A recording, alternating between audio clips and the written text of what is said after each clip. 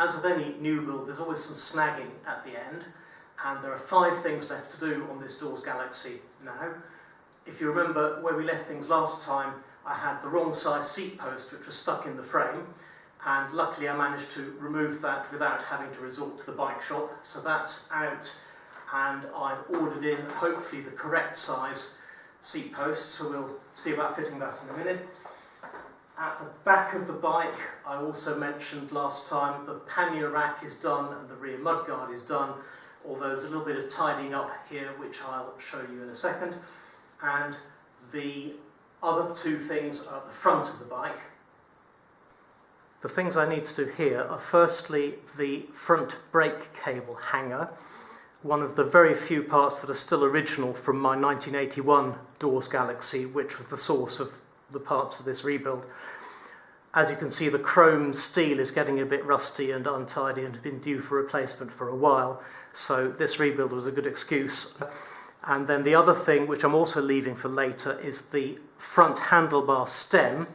Because the top tube on this frame is about 1.5 centimetres shorter than on the bike I changed the parts over from, I'm expecting to need a longer forward extension on the handlebar stem, but I'm waiting to measure that and order it in once I've got the bike set up and ridden it a few times, see how I feel with the setup and decide how I want to change it, or indeed I might even decide to leave it as it is.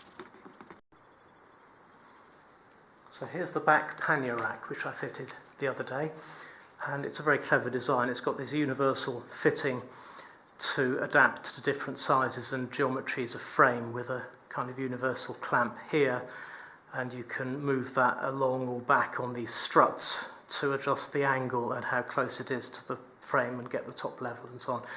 The only trouble is if you're not using the full length, there's this very ugly and in the way extra bit of strut here.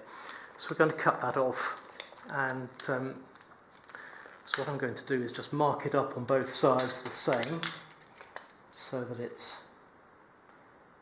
looks nice and neat and even on both sides. Let's mark that at 6 centimetres, which is there. Same on the other side.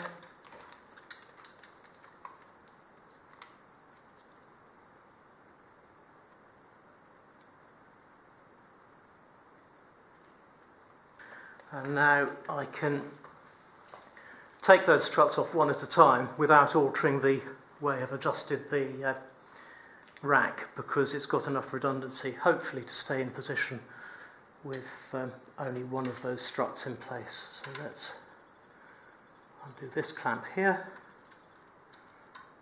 and undo this clamp here, this bolt I should say, to detach that from the frame.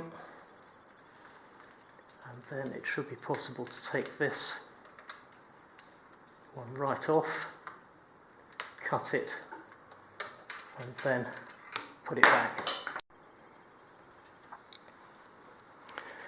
Here's the strut which I just took off the pannier rack, and now it's time to unveil my secret weapon, which is a little pipe cutter, which I'm going to use to shorten the strut. So much easier and less hassle and neater than a hacksaw. So what we can do here is open up that to the right size for this tube, find the mark I made earlier, which is there, and line it up in the cutter jaws, tighten up the little thumb wheel again, just making sure that's in line, and then all we should need to do is turn this in the cutter jaw with a couple of tightenings on the adjustment screw.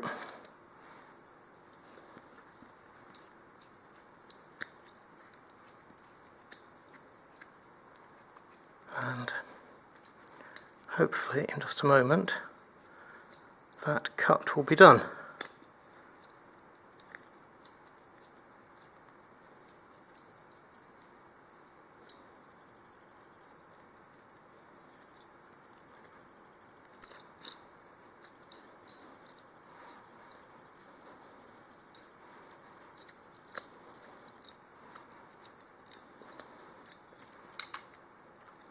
There we are. Two neatly cut ends. And of course it actually took a bit longer than that. It took maybe a couple of minutes in total, but I've trimmed out a little bit of the middle of the video because it's boring just watching me turn the cutter around and round. So the next thing will be to put those back on the bike, or one of them anyway, and to do the other side the same. So now here's the pannier rack with both of these struts cut down and reassembled. Looks much neater without those long dangling end pieces. Only thing left to do now is to put these plastic end caps over the cut ends so that you're not going to scratch yourself or get anything caught on them. There's one, and there's the other. So that's that particular job done.